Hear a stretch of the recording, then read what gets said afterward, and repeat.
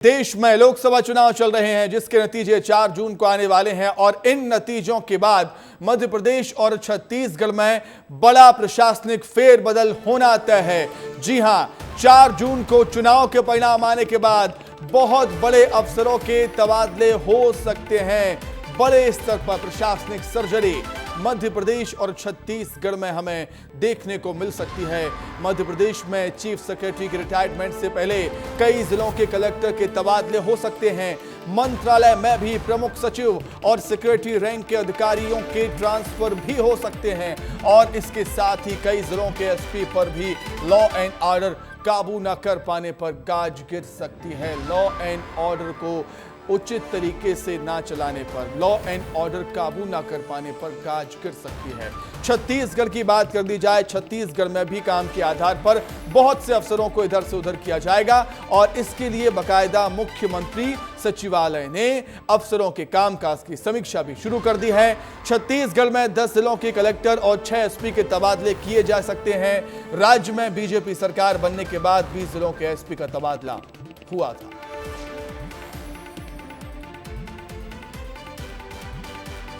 तो रिजल्ट के बाद मध्य प्रदेश और छत्तीसगढ़ में बड़े स्तर पर प्रशासनिक सर्जरी के संकेत यहां पर मिल रहे हैं। इसके क्या कुछ मायने हैं, अंदर की खबर आखिर है क्या, उसे हम जानेंगे और जानने के लिए हम रुख करेंगे। हमारे दो सहयोगी हमारे साथ जुड़े हैं, राजधानी भोपाल से हैं विवेक पांडे और रायपुर से हमारे साथ मृगेंद्र पांडे जुड़े हुए हैं। विवेक, सबसे पहले आपके पास आ रहा हूं मैं।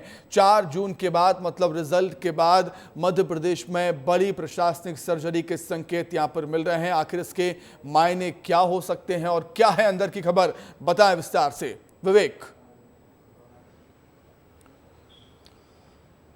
देखिए सुमित, मोहन यादव की नई गवर्नमेंट फॉर्म हुई थी और उसके बाद 3 महीने के भीतर टॉप टू बॉटम सर्जरी की गई और सबसे पहले सर्जरी तो कलेक्टर और एसपी हटाएगा। उसके अलावा मंत्रालय में कई महीनों से, कई सालों से पदस्थ एक ही विभाग में प्रमुख सचिव और अतिरिक्त मुख्य सचिव के स्तरों के अधिकारियों के तबादले हुए। अब जब 4 जून को नतीजे आने वाले हैं तो 2 समीकरण बन रहे हैं। समीकरण इस हिसाब से बन रहा है क्योंकि मुख्य सचिव खुद एक्सटेंशन पर है, उनका एक्सटेंशन का समय, रिटायरमेंट का समय 30 सितंबर तक है और ऐसे में सरकार ये भी कर सकती है कि अगर चीफ सेक्रेटरी को कंटिन्यू किया जाए तो फिर कई अधिकारियों के भी तबादले किए जा सकते हैं क्योंकि अभी फिलहाल 22 मई से लेकर 3 जून तक लगातार विभागों की समीक्षा की जाएगी और समीक्षा के आधार पर कलेक्टरों की परफॉर्मेंस रिपोर्ट चीफ सेक्रेटरी खुद तैयार करेंगी और उसके बाद जो परफॉर्मेंस जिन अफसरों का खराब है उनको हटा दिया जाएगा। लेकिन इससे पहले मध्य प्रदेश में समीक्षा होगी विवेक, उसके बाद फैसला होगा। मैं लौटूंगा आपके पास। मृगेंद्र का रुख कर लेते हैं, रायपुर से जुड़े हुए हैं मृगेंद्र। मध्य प्रदेश में विवेक बता रहे हैं कि समीक्षा होगी लेकिन छत्तीसगढ़ में तो समीक्षा शुरू ही कर दी गई है इस प्रशासनिक, एक बड़ी प्रशासनिक सर्जरी को लेकर। मृगेंद्र, विस्तार से बताया आखिर मामला है क्या, खबर है क्या पूरी?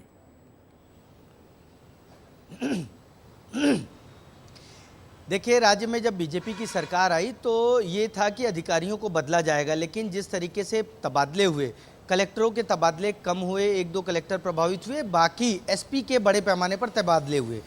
अब क्योंकि लोकसभा चुनाव हो गया है, लोकसभा चुनाव यहाँ पूरा हो गया, उसके बाद कामकाज की समीक्षा मुख्यमंत्री सचिवालय के आला अधिकारियों ने शुरू कर दी। उस समीक्षा का पैमाना ये तय किया गया है कि तो जो मोदी की गारंटी दी गई है उसको पूरा करने में कलेक्टर किस तरीके से अच्छी और बुरी भूमिका निभा रहे हैं। कई जिलों में शिकायत आ रही है कि महतारी वंदन योजना का पैसा जिन लोगों तक पहुँचना था, आधार कार्ड और तमाम दिक्कतों के कारण वो नहीं पहुँच पाया है।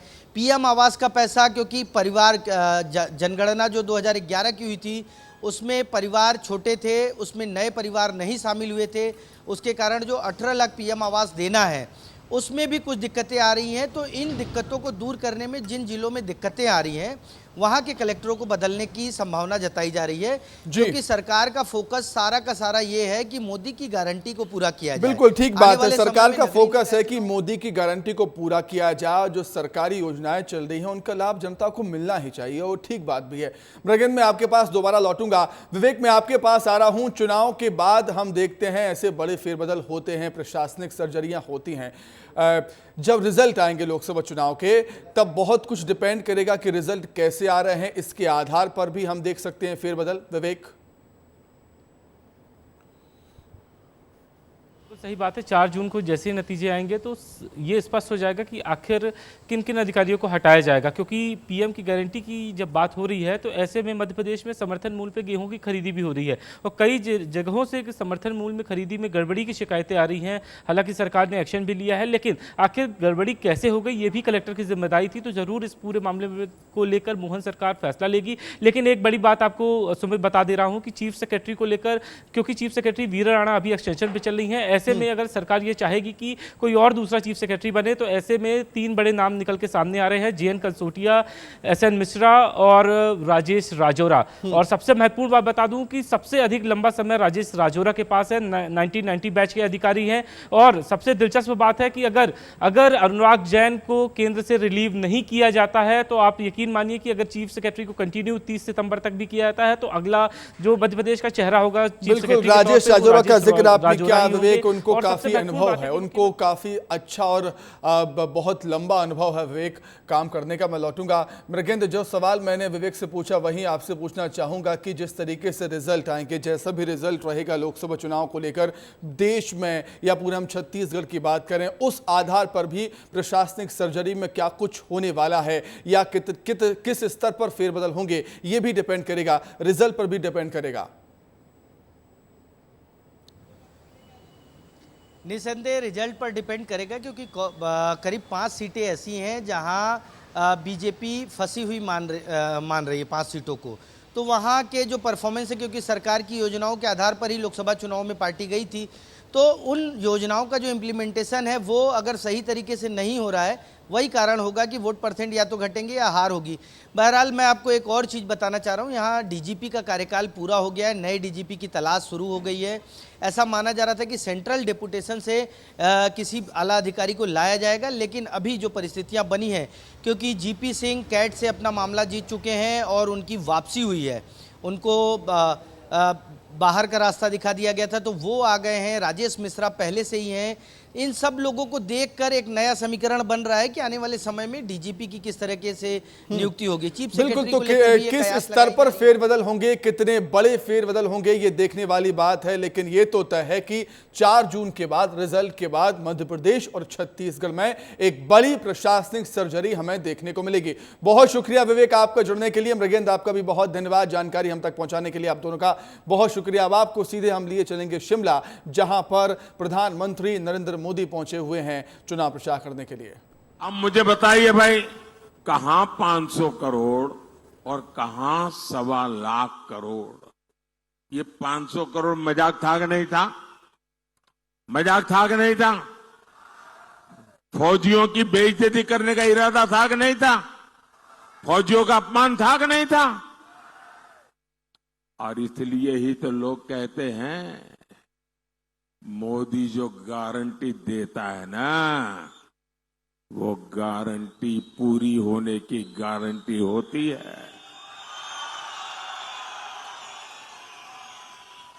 भाइयों और बहनों, एक तरफ मोदी की गारंटी है, दूसरी तरफ कांग्रेस का बर्बादी का मॉडल। कांग्रेस सत्ता पाने के लिए कांग्रेस ने हिमाचल के लोगों से खूब झूठ बोला, कहा पहली कैबिनेट में ये होगा वो होगा, पता नहीं क्या क्या बता दिया। और मेरे हिमाचल के लोग तो बड़े भले बड़े प्यारे लोग हैं, उनको लगा हो सकता है ये ईमानदारी से बोलते होंगे।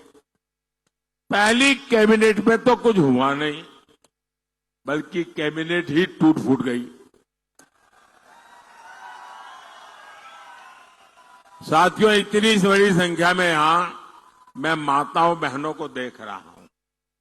आप मुझे बताइए, कांग्रेस ने कहा था आपको 1500 रुपया देगी, क्या 1500 रुपया मिला? क्या मिला? क्या किसी के घर में आया? क्या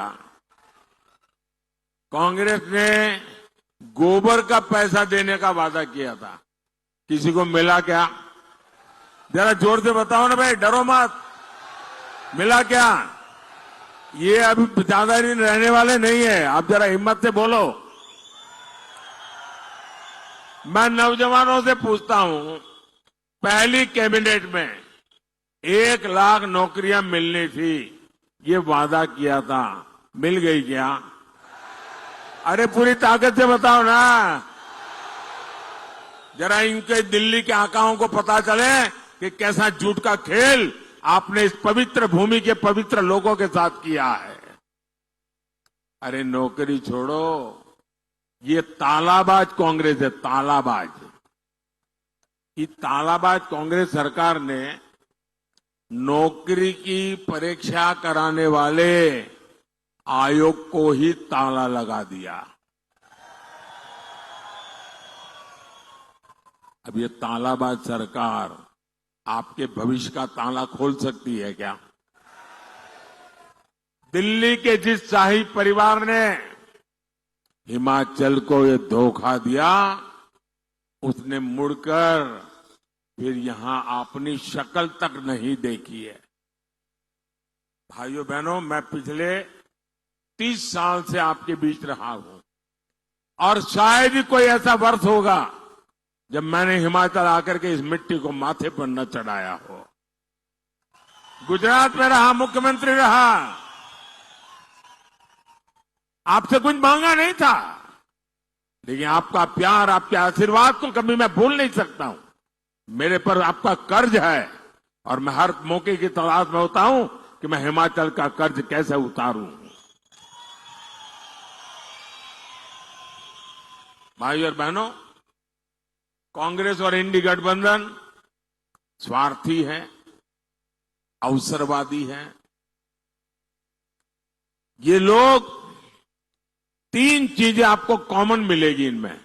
ये पत्रकार मित्र जरूर इस पर रिसर्च कर सकते हैं, गौर कर सकते हैं।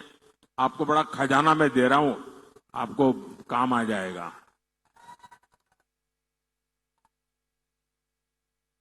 ये कांग्रेस वाले और उनके साथी, 3 चीज आपको कॉमन मिलेगी। एक, ये गौर सांप्रदायिक है। दूसरा, गौर जातिवादी है। और तीसरा, गौर परिवारवादी है। आपको ये 3 चीजें। तो प्रधानमंत्री मोदी ने कांग्रेस पर, विरोधियों पर निशाना साधा है। परिवारवाद, जातिवाद के आरोप यहां पर लगाए।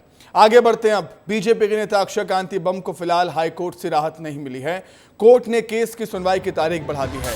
बम ने हाईकोर्ट में अग्रिम जमानत की याचिका लगाई थी, लेकिन फिलहाल अक्षय कांति बम को राहत नहीं मिली है। कोर्ट ने केस की सुनवाई की तारीख को बढ़ा दिया। अक्षय कांति बम ने हाईकोर्ट में अग्रिम जमानत की याचिका लगाई थी। अधिक जानकारी के लिए हम बातचीत करेंगे। हमारे सहयोगी इंदौर संवाददाता पुनीत विजयवर्गीय हमारे साथ जुड़ गए हैं फोन लाइन पर। पुनीत, एक झटका हम कह सकते हैं, हाईकोर्ट की तरफ से राहत नहीं मिली है अक्षय कांति बम को। बिल्कुल सुमित, कहा जा सकता है। देखिए, जिस तरह से अक्षय कांति बम ने 307 के मामले में अग्रिम जमानत लगाई है, तो 17 तारीख को भी पहले हाईकोर्ट ने डेट आगे बढ़ा दी थी।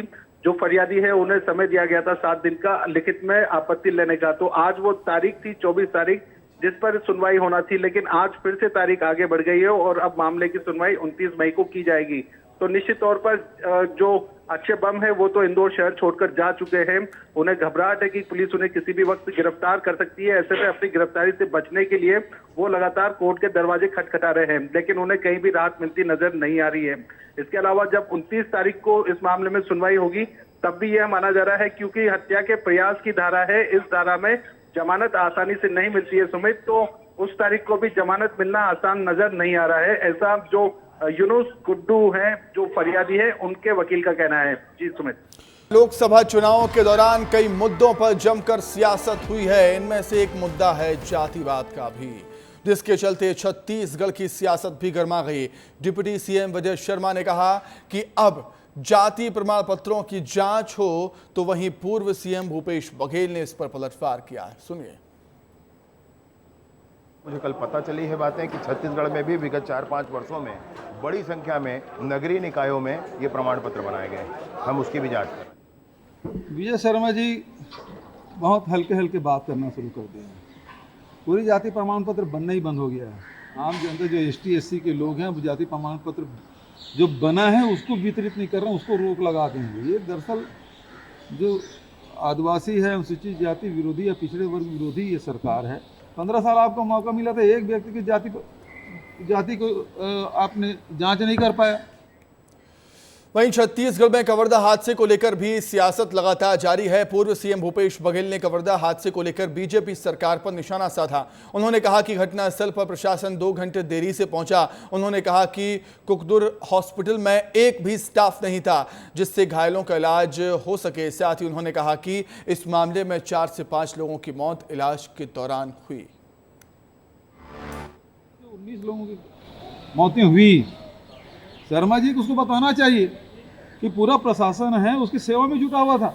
वहाँ घटना स्थल में कोई 2 घंटे बाद प्रशासन पहुंची। वहाँ कुकदूर जो हॉस्पिटल है उसमें एक भी स्टाफ नहीं था, केवल एक डॉक्टर था।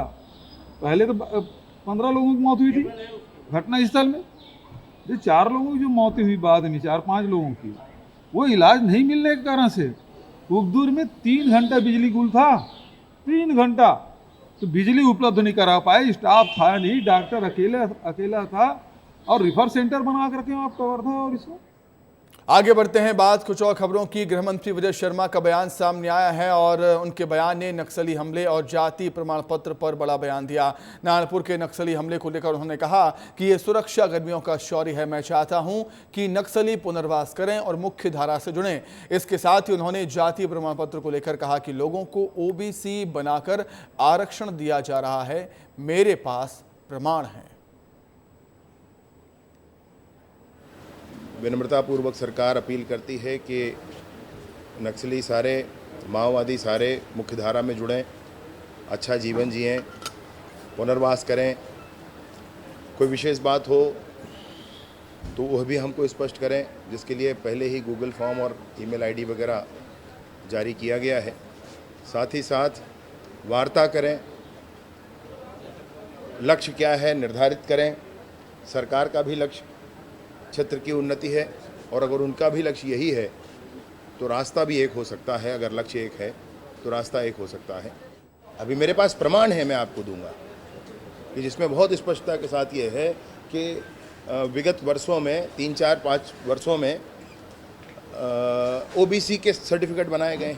अभी ओबीसी के सर्टिफिकेट कैसे बना सकते हैं भाई? बना है भाई, बना है। मैंने कहा है कॉपी निकलवा लो भैया। सब आप लोगों को तो कॉपी देना पड़ेगा, प्रमाण के बिना आप मेरी बात मानेंगे नहीं। तो मैं आपको प्रमाण भी दूंगा भैया इस विषय पर। मैं माननीय मुख्यमंत्री जी के संज्ञान में भी इस विषय को लाऊंगा। मैं पूरी कोशिश करूंगा कि इस पर जांच हो। मध्य प्रदेश के नेताओं को दूसरे राज्यों की कमान सौंपी गई है। सामाजिक आयोजनों में मध्य प्रदेश के नेता शामिल होंगे। सीएम डॉक्टर मोहन यादव, पूर्व सीएम शिवराज सिंह चौहान इसमें सबसे आगे हैं। बीजेपी प्रदेश अध्यक्ष वीडी शर्मा को झारखंड की कमान सौंपी गई है। 8 दिन वहीं रहकर अपनी पूरी ताकत लगाएंगे वीडी शर्मा और रणनीति बनाई जाएगी। पीसीसी चीफ जीतू पटवारी ने भी पंजाब में डेरा डाला हुआ है। दिग्विजय सिंह भी दूसरे राज्यों में प्रचार कर रहे हैं, चाहे वो मध्य प्रदेश में कांग्रेस की बात हो या बीजेपी की बात हो। कांग्रेस और बीजेपी के नेता अब दूसरे स्टेट में, दूसरे प्रदेशों में चुनावी प्रचार अभियान में जुटे हुए हैं।